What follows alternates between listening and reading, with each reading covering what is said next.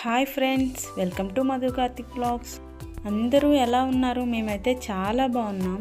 ఎవరు స్పెషల్ ఏంటి, లంచ్కి బయటికి వెళ్దామా అని మా హస్బెండ్ అడిగితే లేదు ఇంట్లోనే హెల్దీగా రెస్టారెంట్ని మించిన టేస్ట్తో నేనైతే వండి పెడతా, నువ్వైతే చికెన్ తెచ్చిపెట్టు చాలు అని చెప్పాను. తను అలా టిఫిన్ చేసి చికెన్ తేడానికి బయటికి వెళ్తే నేనైతే కిచెన్లో లంచ్ ప్రిపరేషన్ స్టార్ట్ చేసేసాను. ఒక కొబ్బరికాయని తీసుకొని చిన్న చిన్న ముక్కలుగా కట్ చేసి దానిలో కొంచెం వాటర్ వేసి మెత్తగా గ్రైండ్ చేశాను. ఇప్పుడు ఈ గ్రైండ్ చేసిన దాన్ని ఫిల్టర్ చేస్తే చిక్కని కొబ్బరి పాలు అయితే మనకు రెడీ అయిపోతాయి.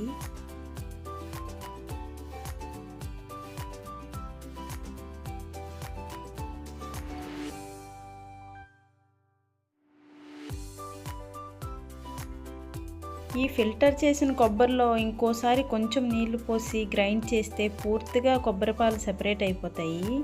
ఇంతకీ ఏం వండుతున్నానో చెప్పలేదు కదా, ఇప్పటికే మీకు అర్థమైపోయి ఉంటుంది. ఈరోజు అయితే చికెన్ కర్రీ విత్ కొబ్బరి అన్నం వండుతున్నాను. చూడండి, చికెన్ కొబ్బరిపాలు అయితే రెడీ అయిపోయాయి. ఇంతలో చికెన్ కూడా వచ్చేసింది. చికెన్ కర్రీ వండడం కోసం ఈ చికెన్ని మరీ చిన్న చిన్న ముక్కల్లా కాకుండా మీడియం సైజులో కట్ చేసుకున్నాను.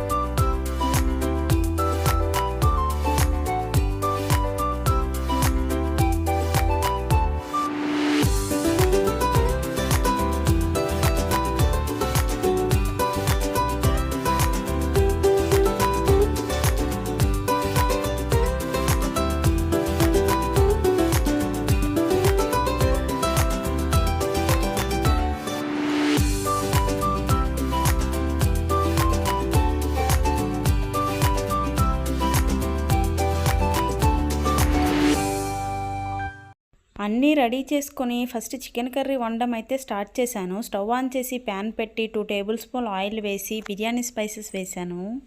ఇవి కొంచెం ఫ్రై అయిన తర్వాత కొంచెం జీలకర్ర, పచ్చిమిర్చి, కాజు కొన్ని వేసుకొని ఫ్రై చేసుకోవాలి. ఇవి కూడా వేగిన తర్వాత మనం కట్ చేసి పెట్టుకున్న ఉల్లిపాయ ముక్కలను కూడా వేసుకొని మంచిగా ఫ్రై చేసుకోవాలి.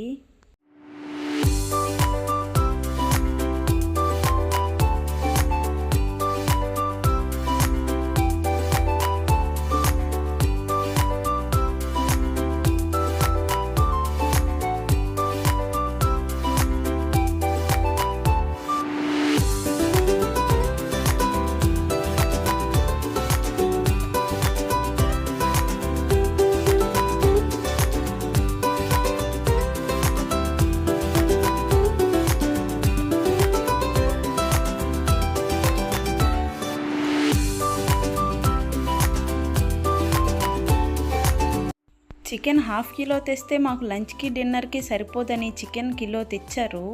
కిలో చికెన్ అంటే ఎక్కువైపోతుందని ఈ బోన్లెస్ పీసెస్ అన్నీ ఇంకో రోజు ఫ్రై చేసుకోవచ్చని అలా ఈ జాయింట్స్ కూడా ఫ్రిడ్జ్లో పెట్టాను. ఇప్పుడైతే కొబ్బరి అన్నం కోసం అన్నీ రెడీ చేసుకుంటున్నాను.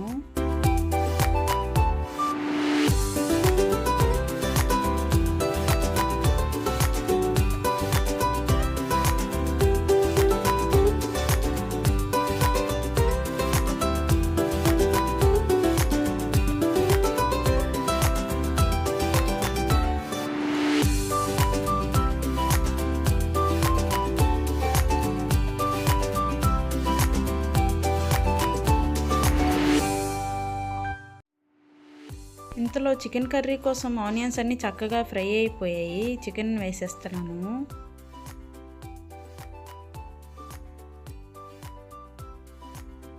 చికెన్ మొత్తం వేసేసిన తర్వాత దీనిలోనే టేస్ట్ సరిపడా ఉప్పు, పసుపు, కారం, ధనియా జీరా పౌడర్ అలాగే గరం మసాలా కూడా వేసి నీట్గా కలుపుకోవాలి.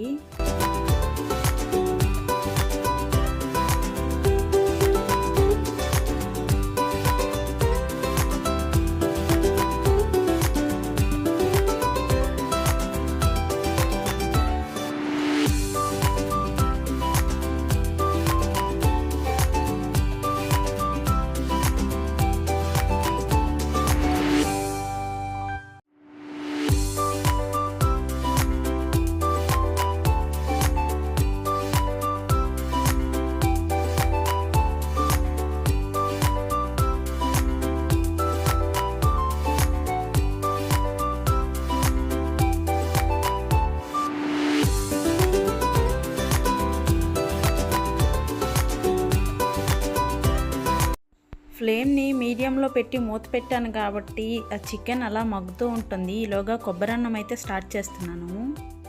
స్టవ్ ఆన్ చేసి కుక్కర్ పెట్టి కొంచెం నెయ్యి వేసాను. దీనిలోనే 2 టేబుల్ స్పూన్ ఆయిల్ కూడా వేసాను. ఇప్పుడు దీనిలో కొంచెం జీలకర్ర అలాగే కొన్ని బిర్యానీ స్పైసెస్ వేసి కట్ చేసి పెట్టుకున్న పచ్చిమిర్చి, ఉల్లిపాయ ముక్కలు కూడా వేసేసాను. ఇవి ఇలా ఫ్రై అవుతుండగా దీనిలోనే ఫ్రెష్గా దంచి పెట్టుకున్న అల్లం వెల్లుల్లి పేస్ట్ని కూడా వేసుకొని నీట్గా ఫ్రై చేసుకోవాలి.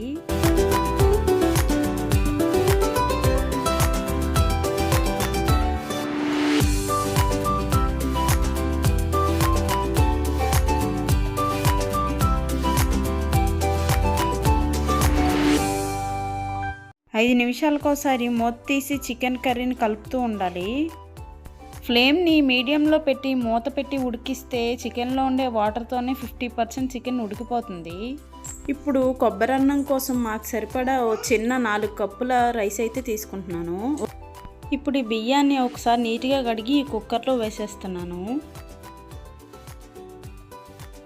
ఇప్పుడు మొత్తాన్ని ఒకసారి నీట్గా కలిపి ఇప్పుడు దీనిలోనే మనం రెడీ చేసి పెట్టుకున్న కొబ్బరి పాలను వేసేస్తున్నాను. ఈ 4 కప్పుల బియ్యంకి నాకైతే 6 కప్పులు కొబ్బరి పాలు ఉన్నాయి. మిగిలిన 2 కప్పులు వచ్చేసి వాటర్ని వేసాను.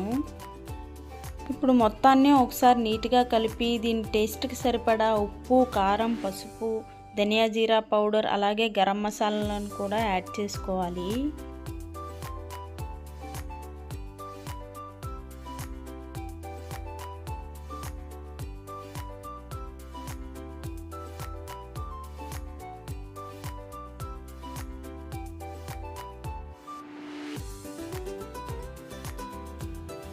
లాస్ట్లో కట్ చేసిన కొత్తిమీరను కూడా వేసుకొని నీట్గా కలిపి కుక్కర్ మూత పెట్టేస్తున్నాను.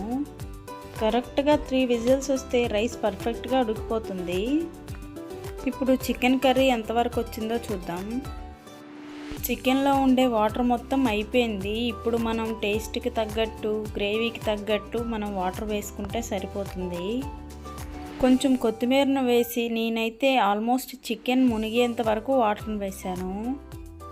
ఈ వాటర్ మొత్తాన్ని ఒకసారి నీట్గా కలిపి టేస్ట్లు ఏమైనా సరిపోకపోతే అడ్జస్ట్ చేసుకోవాలి. మూత పెట్టి 10 నిమిషాలు మీడియం ఫ్లేమ్లో ఉడికితే ఆల్మోస్ట్ చికెన్ ఉడికిపోతుంది.